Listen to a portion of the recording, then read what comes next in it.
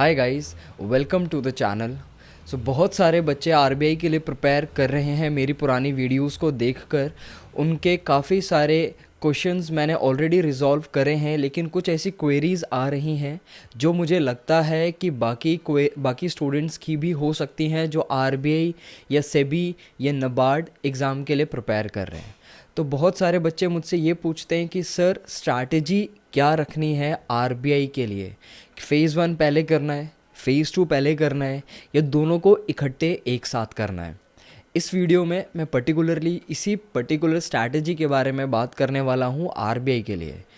तो देखो, मैंने इसे दो पार्ट्स में बाइफरकेट करा है। सबसे पहला तो ये है कि स्टूडेंट्स जो वर्किंग प्रोफेशनल नहीं है, जो बेसिकली 5 से 6 घंटे या 7 घंटे दे सकते हैं अपने रेगुलर डेज़, वीकेंड्स पे भी और वीकडेज़ पे भी, मैं रिकमेंड करता हूँ उन्हें फ़ेज़ 2 और फ़ेज़ 1 एक साथ स्टार्ट करने के लिए। फ़ेज़ 2 पहले करो, फ़ेज़ 2 बाद में करो, लेकिन एटलीस्ट पूरे दिन में अगर मान लो आप 6 घंटे दे रहे हो तो उसमें से 3 से 4 घंटे दो आप फ़ेज़ 2 ख़त्म करने में और आंसर राइटिंग में, क्योंकि जैसा कि आपको पता है कि अभी उन्होंने एग्ज़ाम पैटर्न जो है वो कम्प्लीटली चेंज कर दिया है। फ़ेज़ 2 में राइटिंग सेक्शन ऐड कर दिया है, दैट इज़ डिस्क्रिप्टिव सेक्शन या सब्जेक्टिव सेक्शन आप कह सकते हो। 50% ईएसआई, 50% फाइनेंस एंड मैनेजमेंट में। उसके बाद आपके पास जो 2 से 3 घंटे बचते हैं उसमें आप फ़ेज़ 1 स्टार्ट करो। फ़ेज़ 1 में आप क्वांट स्टार्ट कर सकते हो, रीजनिंग स्टार्ट कर सकते हो, या फिर इंग्लिश या जीए कर सकते हो, ठीक है, पर एक साथ स्टार्ट करो।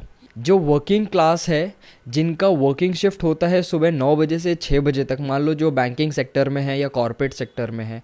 इसके अलावा ऐसे भी स्टूडेंट्स हैं जो इस एग्ज़ाम के लिए प्रिपेयर कर रहे हैं जिनकी नाइट शिफ्ट भी होती हैं या फिर दिन की शिफ्ट होती है 1 बजे से 10-11 बजे तक।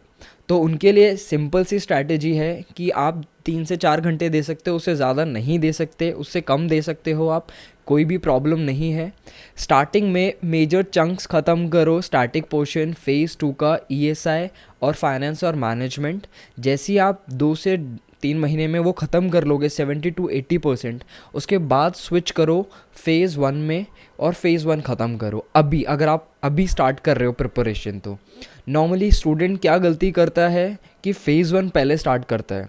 फ़ेज़ 1 पहली चीज़ तो क्वालिफाइंग है, ठीक है, तो उसको पूरे साल आपको कंटिन्यूटी में रखने का कोई सेंस बनता नहीं है, क्योंकि वो सिर्फ क्वालिफाइंग इन नेचर है, ठीक है।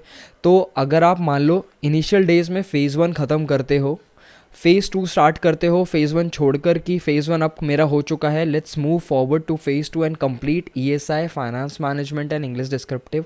अगले 3 से 4 महीने में जब आप वो ख़त्म कर लेते हो, फिर फाइनली जब आप रिविज़न करने बैठते हो, तो एट दैट पर्टिकुलर मोमेंट आपको पता चलता है कि जो फ़ेज़ 1 के क्वांट, रीजनिंग और इंग्लिश के, क्वांट्स के बेसिकली न्यूमेरिकल्स, रीजनिंग के बेसिकली न्यूमेरिकल्स, इंग्लिश के बेसिकली जो भी आपने रूल्स पढ़े थे वो सब आप भूल चुके हो, क्योंकि पहली चीज़ कंटिन्यूटी में नहीं थी, क्योंकि ये इकलौते ऐसे सब्जेक्ट्स हैं इन विच यू नीड प्रैक्टिस, है ना, जैसा कि मैंने आपको बताया। तो स्टार्टिंग में अगर आप स्टार्ट करोगे तो आपको प्रैक्टिस पूरे साल करनी पड़ेगी, तो वो बहुत ज़्यादा आपका टाइम वेस्ट करेगा अगर आप वर्किंग प्रोफेशनल हो तो। Second option that I have, the strategy that I gave you is कि पहले फ़ेज़ 2 ख़त्म कर लो जो स्टैटिक पोर्शन है, क्योंकि वो जब रिवीजन करोगे लास्ट के टाइम पे तो आप भूलोगे नहीं, बिकॉज वो फैक्ट्स हैं, ठीक है। साथ साथ राइटिंग की प्रैक्टिस करनी है रेगुलरली, उसको मिस आउट नहीं कर सकते। बहुत सारे बच्चे ये सोचते हैं कि मैं लास्ट में प्रैक्टिस करूँगा या करूँगी, उसके भरोसे बैठोगे तो नहीं हो पाएगा, क्योंकि वर्ड लिमिट 400 से 600 है, साथ में टाइम भी कम है और आपको टाइपिंग स्पीड भी बढ़ानी है। तो यहाँ पर 2 स्किल काम कर रही है, एक तो आपकी राइटिंग स्किल, एक आपकी टाइपिंग स्किल। दोनों को आपको स्टार्टिंग से ही साथ लेकर चलना पड़ेगा ताकि आप अच्छे से इस एग्ज़ाम को बेसिकली अटेम्प्ट कर पाओ। ये स्ट्रैटेजी मैं देना चाहूँगा हर एक स्टूडेंट को। इसके अलावा अगर आप लोगों की कोई भी क्वेरी होती है किसी भी एग्ज़ाम से रिलेटेड, ना सिर्फ आरबीआई सेबी नबार्ड, बल्कि अगर आप सीजीएल की तैयारी कर रहे हो, सीएचएसएल की तैयारी कर रहे हो, या बैंक पीओ की तैयारी कर रहे हो, आईबीपीएस की, आरआरबी की तैयारी कर रहे हो, या एक्सवाईजेड जो भी गवर्नमेंट एग्ज़ाम की तैयारी कर रहे हो, उसके बारे में कुछ भी इन्फॉर्मेशन चाहिए, स्ट्रैटेजी चाहिए, या कंटेंट से रिलेटेड कुछ इन्फॉर्मेशन चाहिए, बुक्स के बारे में जानना है, तो मेरा जो इंस्टाग्राम पेज है, वहाँ पे जाके आप मुझे पर्सनली डीएम कर सकते हो। मैं आपके वहाँ पर जो भी आप क्वेश्चन डालोगे उसका रिप्लाई डेफिनेटली दूंगा। Thank you so much guys, bye bye.